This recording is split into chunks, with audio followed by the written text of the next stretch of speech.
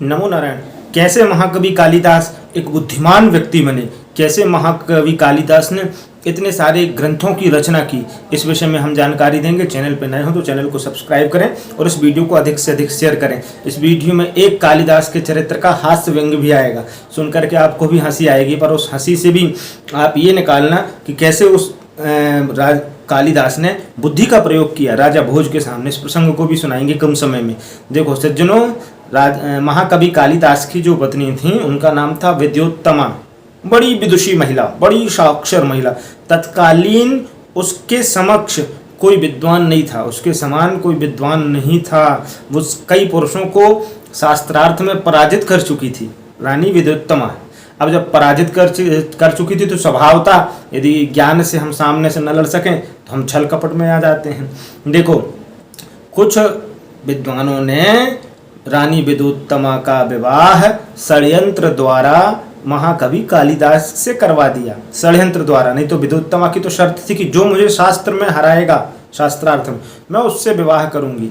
ऐसा गुप्त शास्त्रार्थ कराया, मौन शास्त्रार्थ एक प्रकार का, कि उल्टा सीधा कर गुरु के उनका विवाह करा दिया महाराज।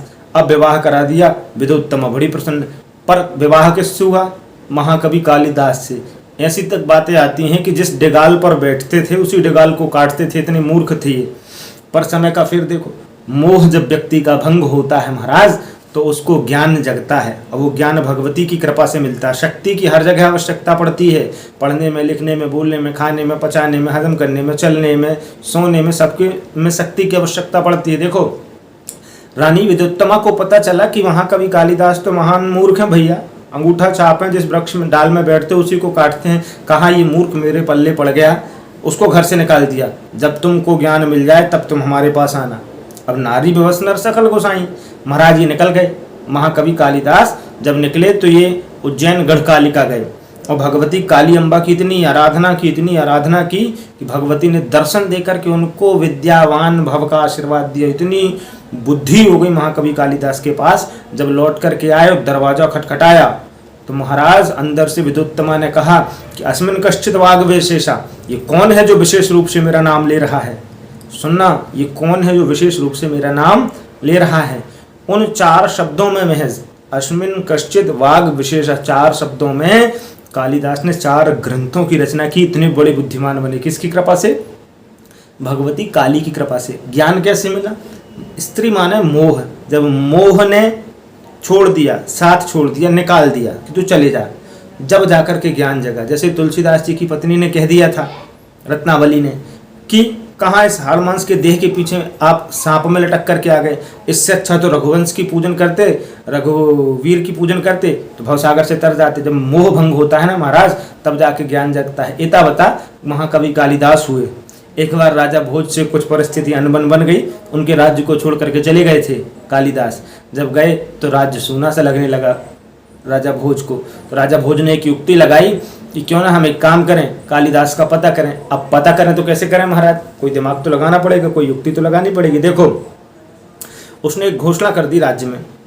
राजा भोज ने घोषणा ये की कि जो भी हमें आकर के नया श्लोक बना करके देगा, वो श्लोक पुराना नहीं होना चाहिए, नया होना चाहिए। जो भी सुनाएगा उसको हम 20,000 रुपये या 25,000 रुपये उस समय हम इनाम में देंगे। महाराज जी घोषणा कर दी और अपने पास 3 ब्राह्मणों को रखा।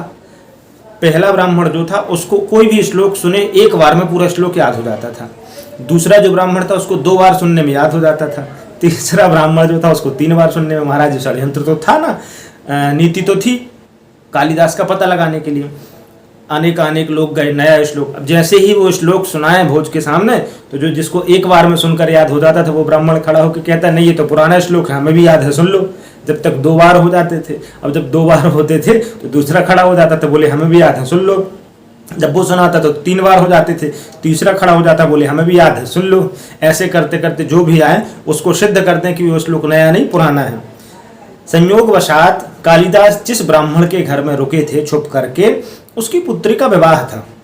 अब जब पुत्री का विवाह था, उसके पास पैसे तो थे नहीं, तो कालिदास ने कहा कि तुम चिंता मत करो, बुद्धि जिसके पास होती है पैसा उसके पास स्वतः ही आता है। इसलिए बड़े बड़े व्यापार लोग, बुद्धिमान लोग व्यापारी होते हैं और व्यापार करते हैं बुद्धिमानी से।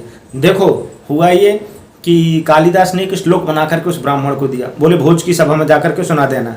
अब वो भोज की सभा में गए, जैसे ही उस श्लोक को सुनाया अर्थ सहित, महाराज बिना अर्थ का नहीं, अर्थ सहित श्लोक सुनाया, तो जैसे ही वो पहला वाला ब्राह्मण खड़ा था, एक बार सुनने में याद हो जाता था, वो खड़ा हो गया तो राजा भोज ने उसको बैठा दिया, बैठो बैठो बैठो बैठो, बैठ गया। उस श्लोक का अर्थ ये था कि हे राजन भोज, किसी समय में आपके पिता ने हमसे 50,000 रुपये लिया था, अब आप हमें वो लौटाइए, हमको अपनी पुत्री का विवाह करना है।